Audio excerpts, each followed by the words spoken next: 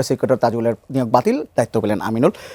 যদি এটা বলি, এই যে তাজুল ইসলামকে সরিয়ে দেওয়া হলো বা তাকে অব্যাহতি দেওয়া হলো, এটি কি একটা প্রশাসনিক রুটিন পরিবর্তন কিনা, নাকি এর পেছনে কোনো কৌশলগত কারণ আছে? আপনার কি মনে হয়? দেখুন, আপনার একটা কালচার আছে, আপনি দেখবেন বিভিন্ন দেশে, আমাদের দেশেও যখন একটা নির্বাচন হয়, নির্বাচন হওয়ার পরে যে দল ক্ষমতায় আসে তখন কে পয়েন্টগুলোতে বিভিন্ন জায়গায় তাদের দলীয় বা তাদের পছন্দের বা তারা যাদেরকে তাদের পক্ষে যোগ্যতা মনে করে সেই অনুসারে তাদের বদল করা হয়। এ ধরেন সচিব থেকে আরম্ভ করে সব জায়গায় কিন্তু এই বদলির যে জায়গাগুলো আছে সেইগুলোতে করা হয়। তো এটাও খুব স্বাভাবিক, যেহেতু তাজুল ইসলাম সাহেব উনি তো একটা রাজনৈতিক, ওনার একটা আইডেন্টিটি আছে। এখন যেহেতু বিএনপি ক্ষমতায় আসছে এবং সেই ক্ষেত্রে জামাত ইসলামের সঙ্গে যদি আবার কোয়ালিশন গভর্নমেন্ট হইতো বা খুব সুসম্পর্ক নির্বাচনের আগে থাকতো, তাহলে হয়তো এটা হতো না। কিন্তু নির্বাচনের আগে তো তাদের একটা খুব বৈরী সম্পর্ক, বাকযুদ্ধগুলো কিন্তু বেশ ভালোই চলেছে এবং সেদিক থেকে ওই কাছাকাছি আসার সম্ভাবনা হয়তো অনেকটা কমেও গেছে।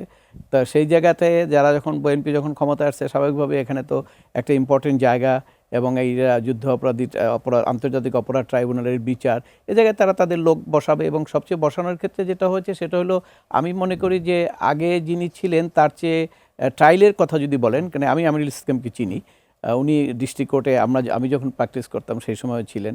এবং ট্রায়ালে যদি আপনার বলেন তাহলে সেক্ষেত্রে আরও যোগ্য লোক এসছে ট্রায়ালের কথায় আপনি যদি বলেন। কারণ আপনি জানেন ঢাকা কোর্টে কিন্তু প্রায় ডেইলি প্রায় ৫-১০ হাজার আইনজীবী যায়, কিন্তু আপনার ট্রায়ালের যোগ্য লোক যদি খোঁজেন আপনার সর্বশেষ পাবেন হয়তো ম্যাক্সিমাম 10। হ্যাঁ, এবং 10-এর মধ্যে কিন্তু আবার 3-4 জন সিরিয়াল। তো আমিনুল ইসলাম কিন্তু তার মধ্যে একজন, এবং সে অনেক মামলার ট্রায়াল করেছে এবং অভিজ্ঞ এবং সব দিক থেকে জানাশোনা লোক। তাই সেদিক থেকে আমি মনে করি যে ওইটা পলিটিক্যাল কনসিডারেশনে এসছে এবং এখানে ট্রায়ালের ক্ষেত্রেও আরও হয়তো গভর্নমেন্টের পক্ষ থেকে যদি পারফরমেন্সের কথা বলেন সেক্ষেত্রে আরও ভালো পারফরমেন্স হবে, সেটাও আমার দৃঢ় বিশ্বাস।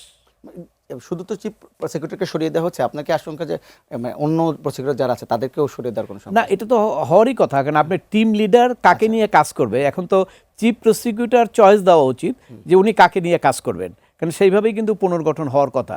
যদি সেটা না হয় তাহলে কিন্তু আবার একটি যে কোনো একটা সমন্বয়ের প্রবলেম হতে পারে, তাই না? কারণ আগে থেকে যারা আছে তার মধ্যে এটা কিন্তু একটা রাজনৈতিকভাবে কিন্তু এটা খুব একটা প্রচলিত কথা ছিল যে ট্রায়ালটা ইম্পার্শিয়াল হচ্ছে না। কারণ কি?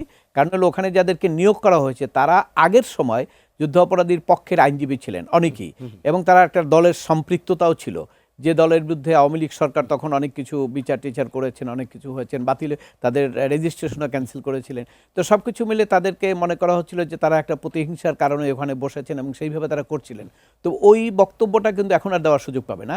এই জন্য কিন্তু ওখানে রিফর্মটা হলে পুরোই হওয়া উচিত, কারণ শুধু টিম লিডার চেঞ্জ করলে সে এককভাবে কতদূর কী করতে পারবে এটা একটা ডিফিকাল্টিস কাজ। টিম ওয়ার্ক কিন্তু সবসময় বেটার পারফরমেন্স হয়। তাই সেদিক থেকে হয়তো হতে পারে গভর্নমেন্ট পরিকল্পনা থাকলে, বা আমার মনে হয় যে চিফ প্রসিকিউটর নিজেও হয়তো চয়েসটা দিতে পারেন যে আমি তো এইভাবে কাজ করতে পারবো না, কারণ উনি তো দীর্ঘদিন থেকে ট্রায়াল করছেন, ওনার সঙ্গে কারা ওনার পারফরমেন্সের জন্য, ওনার সুবিধার জন্য কারা বেটার হেল্প করতে পারবে, এটা ওনার নলেজে বেশি আছে। এবং সেই ক্ষেত্রে হয়তো সেই অফারটা ওনার কাছ থেকে আসতে পারে অথবা সরকারের পক্ষ থেকে হতে পারে।